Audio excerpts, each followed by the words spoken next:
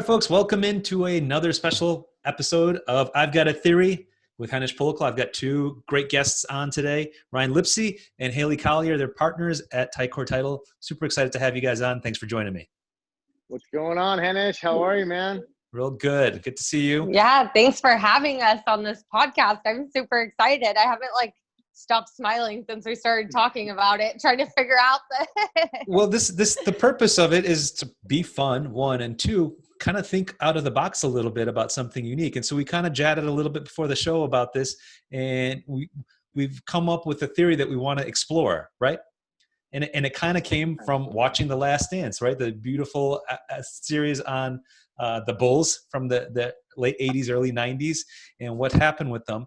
And what we discussed is that there's a theory that Jordan kind of comes out with and says that being a winner and winning at the highest level results in some sacrifices and some consequences that might not be expected or might be less than desirable, or a side effect that you wouldn't expect when you're the winner, when you're the champion, when you're the best on the planet. What do you guys think? Well, I think it's kind of been expressed also like it's lonely at the top, and I think in support of the theory, it's if you're operating in a top 5%, top 1% fashion, it's no wonder that 99% of people are different than you. And that can cause you to feel alone and have unanticipated consequences, right? Yeah. Yeah, and I mean, we were talking earlier, like the judgment that people could have on you makes you feel alone or makes you feel like you're kind of on your own little island just because you're so determined and you have so much passion on what you're doing, but other people don't see it along that same kind of, you're just coming from a place of passion. Right. And I'm a few episodes behind on this thing than you guys may have watched the most current ones. But, when he wins that championship finally, he's like, 7 years. He makes it sound like it was like 7 years of hell to get to that one thing. And the players on his team, when they're interviewing, they're like, oh, we didn't know he was human until that point because we only saw him upset and yelling and angry during practice because he was so laser focused on being the greatest, right? And it was interesting during that show how much of a transformation Phil Jackson made with him, right? When they were playing the Lakers and they got that first championship and they're saying, fourth quarter, who's open? Pass the ball to Paxson, right? And Paxson starts draining threes like it's his business. And then Jordan gets the light bulb finally. Okay, cool. I can't score 69 points in a game and win a championship. I've got to use my team, right? Yeah, and so it was a huge threshold he passed through there. Right. So that was a big breakthrough. But at the same point, I think you tell me if I'm wrong. After he wins that first championship, does he become more human? Does he become more nice than the teammates discuss in the show? I mean, he kind of goes. Go ahead, Haylie. I was going to say, like you mentioned before, he was so laser focused that he had that moment and then he was back to being Jordan on the basketball, on the court. He won, and then he was back to laser-focused winning machine. Mm-hmm. Yeah. I think you got a window. You got a celebratory window where he cried it out, drank it out, had something, adult beverage in his trophy probably, and then came back to, well, that felt so good. Why not do it 6 more times or whatever? and for that desired result, he had to raise his game so high that he had to pull his teammates up out of their comfort zones. And I don't know about you, but I don't enjoy being pulled out of my comfort zone if I'm not ready. He yanked them out of their comfort zone, which made him a lot less liked than other sports figures or people in that thing. Too, sorry to just add on real quick. A lot of people get to that point and they think, they've made it. And there's a theory, of success, like you've made it, you're good. And we talk about it a lot on our team. It's a destination disease. Like we don't have a destination. We keep going. And, that's right. A lot of people get to that point of success and they're like, okay, we're good. And, Jordan just pushed through and he was like, nope, there's always more. I'm always going to be the best. So I think it's, it takes a lot of, it's just, a lot of people don't see that when you're at the top. Yeah. You only hear the good parts about winning and being the best. But, to expose the ugly sides of it and the dark sides of it is important because these people make sacrifices, right? He could have probably had a much more smile, joy, laughter-filled life, but maybe he would have gotten a lot less championships or none if he wasn't how he was. True or false? True. I I absolutely would, believe mhm. that. Yeah.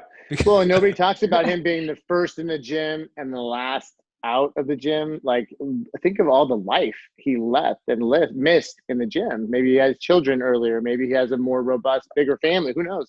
But Hmm. he decided that the single mission, the laser-like focus you speak of winning championships, was more important to that. So that was his cost. He definitely gave up to get 6 rings. Yeah, it's incredible. One of the things, I don't know if they talk about this in the show at all in later episodes, is that all the while that he's a basketball machine, he's also become a branding machine. Like the Jordan brand is one of the biggest brands on the planet, right? I think the Jordan brand is probably bigger than most other brands combined, right? If you took Banana Republic or even Levi's, I don't know if they sell as much as Jordans do. I have no idea. I mean, I think it's $1 billion company. We'll even talk about like his endorsements too. Like that's Nike, like that blew, those endorsements that he got, crazy.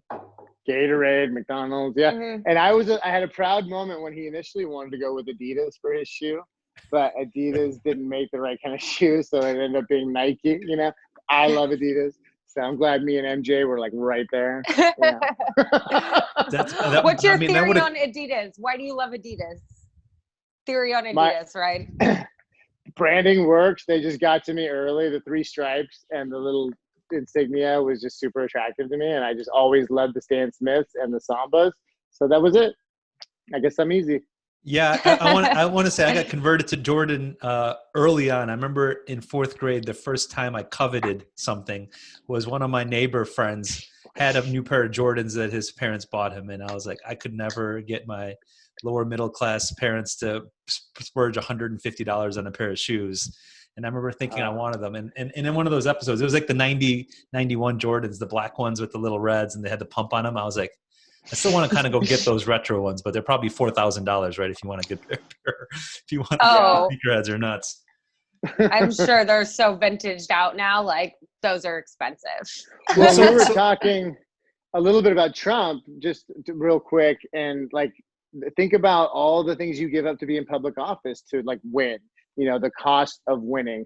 That guy's given up his private life. He's given up a lot of his private companies, or any president has so much that they give up to win. I think that there's a ton of cost to winning. Mm-hmm. Yeah, there's a bunch of side effects. People don't think about that. I wonder how many people that want to become a winner or the greatest, the champion, think about the consequences and do like a cost benefit analysis. Like, okay, cool. I'm going to dedicate X amount of time to being the best at X, but that means that instead of spending 40 hours a week doing something, I'm going to have to spend 80. And that means 40 less hours with my family, right? Are people thinking like that? Do they make that calculation? Or do you think that they've been ingrained so early on in life that being a champion and being number one is all that matters?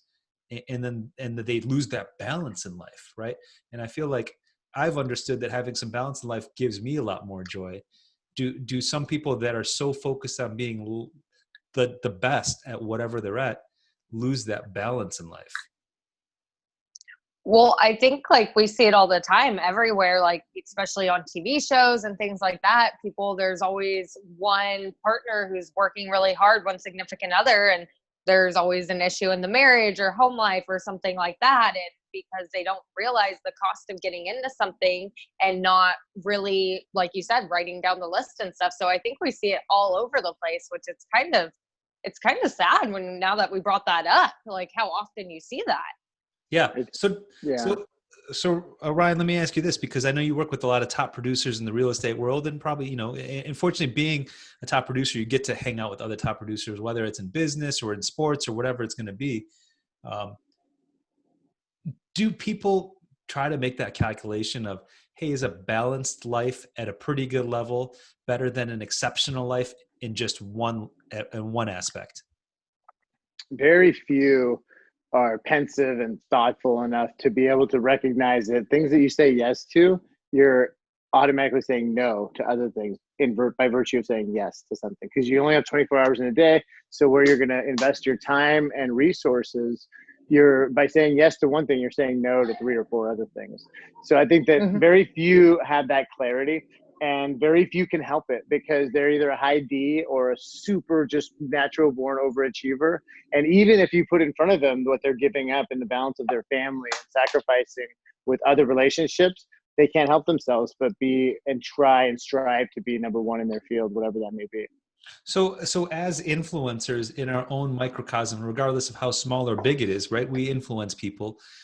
How would you influence people based on this conversation we've had in terms of what they're focused on and what their goals are? How would I by example? I think the only influence that's relevant and sustain or meaningful is by what you do with your feet, you know, how you vote with your wallet, what you do with your time. I think I can theorize all day long, but what I do in actual life in the present moment is what matters. So I think modeling and leading by example is the only real leadership. Right. Now let me ask you this, because I know you've got kids. You know, how do you teach your kids? Like, do you teach them to be super competitive and to win at all costs? Or, you know, is it somewhere in between, like most fun wins, be a good sports person, you know, try to enjoy it and, you know, get better type thing? Well, for me, it's self-awareness, right? So like NBA, my son Jack at 5'5" is probably not going to be an NBA superstar. So and he's never going to be able to dunk. So he needs to be self-aware, but I need to encourage him in whatever he's striving to do. But I learned a long time ago, you don't teach with this, you teach with these, right? So I have to be what I want my children to be. I have to take their mother yesterday and treat her like a goddess for a day on Mother's Day, and hopefully something similar every other day, but certainly on Mother's Day because she deserves it. Being a mom is super ridiculously hard. So if I want my sons to know how to treat a woman, I better start by treating my wife that way, right? Yeah, great example. Haley, what do you think in terms of like, you know, the costs of being the number one versus the benefits of just being in the top 20% or top 10%? Well, you know, I think each person is so built differently where it really just, it's your mindset and how you're going to balance your life. And if you're okay with that kind of stuff, then that's your life. And that's like, I mean, I'm a grinder, I'm a hustler, but I also have never had the significant other part in my life. I've never had to have a family going yet. So I've never had to have anybody kind of balance it with me. So I think it's just everybody's so different on where their paths are in life and how they decide that some people are okay with being in the top 20% and being okay with, you know, having a really super chill work-life balance, being able to go do what they want, but, you know, being okay with where they are at home. And then some people are like, there's Michael Jordan, like always looking for what's next and what's best. And I think it's just really what makes you comfortable. And a lot of people have to really sit with that and really decide what they want in life. Ryan, what you said a couple minutes ago is really echoing in my head, which was that every time you say yes to something, you're saying no to other things, right? Yeah. And I remember years ago when that Jim Carrey movie came out, Yes Man, that was pretty influential on me. And I was like, yeah, I got to say yes to more things. I've hated, I look back and I can't say I regret, but like I think of things that I've had opportunities that I said no to. I'm like, why did I say no to that? You know, like Henish today would have definitely said yes to it, you know, but in the last 10, 15 years or whatever it's been, I've said yes to a lot of things. And it's opened up a lot of doors and given me a lot of experiences. And I've had a lot of interesting things happen in my life, which have been great. But and you make that micro calculation at that spot, right? When I say yes, what am I giving up? What's the consequences of it? But when you put it that way, as every time you say yes to something, you're saying no to other things. I guess it's so much more true when you're in a high demand person with a lot of obligations and demands and people that want your attention and time, whether it's your family or your business or your other activities or community service that you've got going on. Yeah, every time you say yes to that, and I know this because I have this conversation with my wife when I used to volunteer a lot more than I did, because when I was saying yes to all those volunteering opportunities in my community, I was saying no to my family, right? I was gone on the nights and those weekends and not spending it with my family. And so, yeah, that really resonated with me. So that's interesting, because when I was trying to do a little bit of everything, you know, some things were becoming more mediocre. Yeah. No, it's tough. And people come to that realization. You try to be all things to all people, you're nothing to no one. And I think that for me, if I'm not grinding it out or strategizing for my career, I'm usually with my family. So I'm not the guy that goes on guys trips, or I'm not a super big golfer anymore the way I used to be. I'm not going out constantly downtown. And as fun as that is, my priorities are grinding it out and making my professional team the best they can be, or being at home and making my personal team the best they can be, and pouring into others, and that comes at a great cost. The recreational activities are I'm parenting or I'm hustling, one or the other. Right. No, yeah, But I'm okay with that. I go in eyes wide open, totally, and I'm fully okay and aware with that decision. And I think that's what matters, is you just need to be clear on it. What am I giving up? Am I willing to give that up? And for how long? Yeah, having that awareness is super important. I think a lot of people spend their lifetimes trying to figure out what it is they want in life. And Ryan, every time I talk to you, you always have it so dialed in. It's such a breath of fresh air. And I'm assuming Haylie is probably getting a lot of this, picking up what you're putting down type stuff. So it's good that you get that lesson early in life, because I think a lot of people don't get that lesson early in life, and then spend their whole life chasing something that isn't there. But it's that destination thing that you're talking about. Like, you just gotta live imagine it. the CEO, like the CEO that says I should have spent more time with my family, my kids, golfing, traveling but they don't figure it out until they're in their 70s. After on the other side of success, that would suck, man. It's a nightmare. Right. Well, and like talk about theories and just crazy things. I think I don't want to get all like mushy or anything on this, but I think Ryan and I, like, we were meant to work together. Like, he's taught me so much. His business, I mean, we've almost like doubled just since we've started working together. And I think just like everything freaking happens for a reason. And it's just kind of crazy. Like, he's a great mentor. And yeah, like you said, he's teaching me so many things. And for being 27 and being able to kind of pick up, he tells me all the time, like, I learned this at 40, like, learn it from me now, so you don't have to learn it at 40. Like, listen to what I'm telling you now, what you're doing. So it's awesome really to have somebody like that. No, that's huge. So, well, awesome. Well, this is a really fun theory to talk about, because there are consequences to being number one. It isn't all parades and champagne. There's a lot of consequences that come along with it, and it's a balance. And I'm glad that we were able to chat about it to hopefully create some awareness that everything that you say yes to has some no's as well. Right. Yeah. That was good. Well, hey, thank you for having us, man. Yeah, it was an interesting. I got my noodle like running like circles, running mental laps. Yeah, I was like, wait, not a real estate podcast? Wait, what? not a real estate podcast. No, That's what we're going to hashtag it. this one. Well, guys, thank you so much for joining me on another episode of I've Got a Theory. I'd love to hear what other viewers and listeners have to say on this topic. So comment and subscribe, and we'll go from there. Appreciate you guys coming on the show. Hopefully we'll have you on again soon. Thanks, Henish.